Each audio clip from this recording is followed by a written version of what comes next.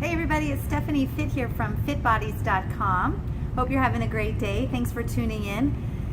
I'm a high school teacher. I'm just coming off of an amazing summer break. It's never long enough, is it? But I'm facing the first day of school. Well, actually, today's the first day of school.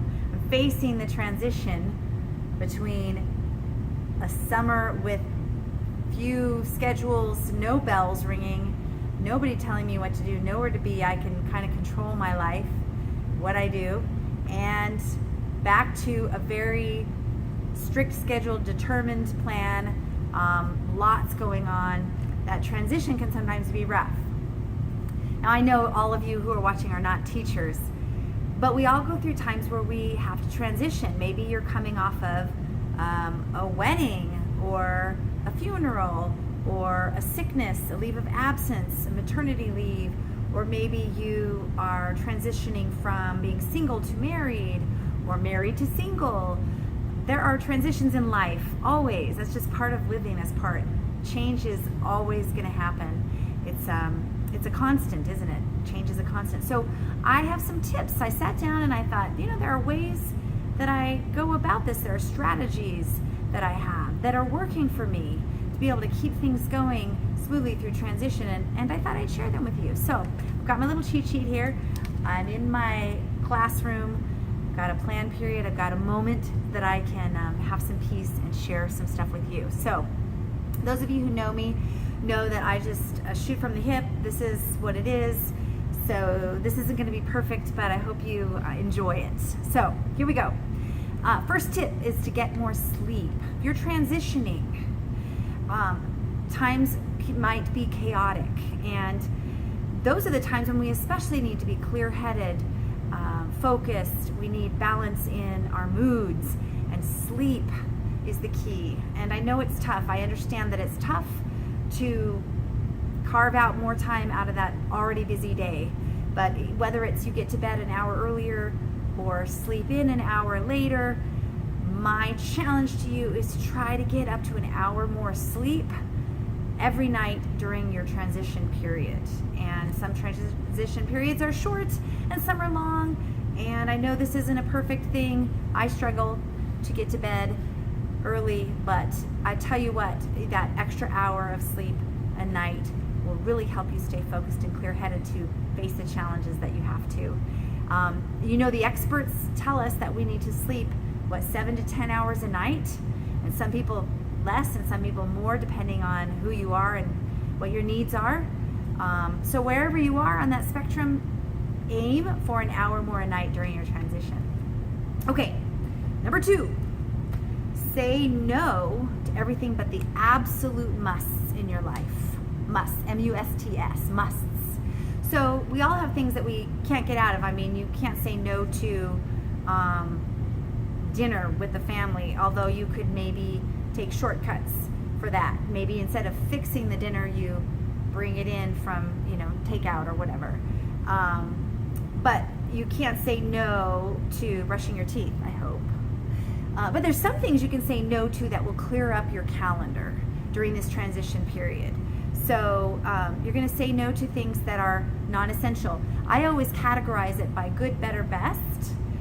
There are good things that I do, there are better things that I do, and then there are the best things, the best uses of my time. Best uses of my time typically are family, work, and then self-care, exercise, and whatever. We'll talk about that in a second. But you want to clear out the good and the better. You obviously need to go to work every day. You obviously need to pay your bills. You obviously need to grocery shop.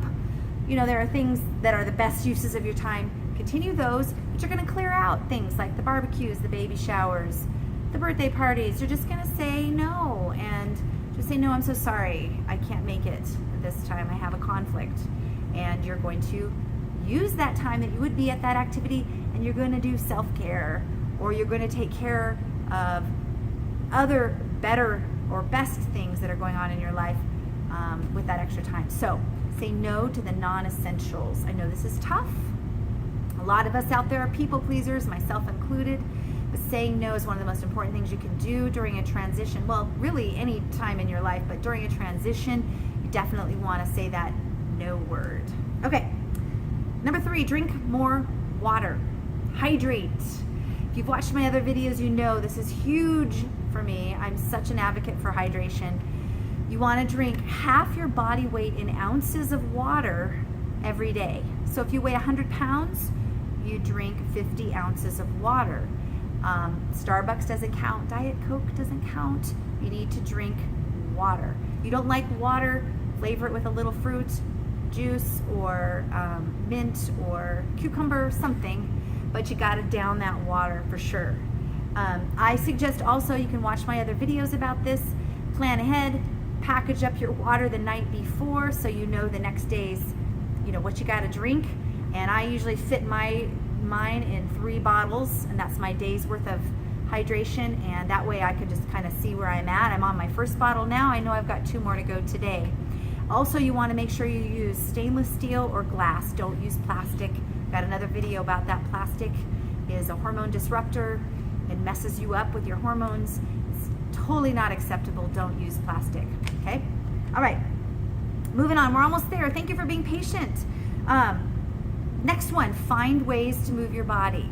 So definitely we want an exercise program, a regular exercise program. That's a given. I'm a PE teacher, huge advocate for moving our bodies. But let's face it, during transition, sometimes that goes out the window. When we do our good, better, best, we triage what we got going on. Sometimes we can't carve out the time. So I say, if you can't fit in your exercise, or even if you can, find ways to move your body. Take the stairs, not the elevator. Park further away in the parking lot and walk further. Get more steps in your day. Set your timer for 45 minutes at your desk, and then get up when that timer goes off and take a walk around the building. Build in opportunities to move your body, and that's going to give you energy. It's going to clear your mind, help with your mood balancing. Same thing as sleep and hydration, all this good stuff. Okay. Next one, schedule the next thing to look forward to. So you're coming down off of something big and you're getting back into the daily grind, and sometimes that can bring on the blues. And what helps me is I get my calendar out and I think, okay, what do I have next to look forward to? Long weekend getaway, date night with the hubs, I get to see all my kids on this day. Or you got to have something that you can plan for. So get out your calendar and mark it, and then whether you write that on your mirror at home or put that on a piece of paper at work and post it where you can see it, you've got something to kind of motivate you forward through the grind. Awesome. Okay, 2 more things and we're almost done. Thank you for hanging in there. Yay! Cut yourself some slack, people. Okay, that's my next tip. We tend to be so hard on ourselves, and we expect everything to go perfectly when nothing's happening and it doesn't go perfectly. So why would we expect it to go perfectly during a transition? But the fact is we do. We expect things to just continue, and the expectation is high and our hopes are dashed and we get down on ourselves. And I'm saying, for mental health purposes, to keep things positive, just let some things roll. I mean, you know what? Okay, so I didn't exercise all last week because of the transition. I'm gonna get back on it this week. Maybe nutrition, maybe I'm not eating so well during this transition. That's okay. I'm gonna try better tomorrow. So cut yourself a little bit of slack. That segues into the last one, is get into a routine as soon as possible. So you got to find the balance between cutting yourself some slack, like, oh, this is a tough time, I'm just going to eat whatever I want.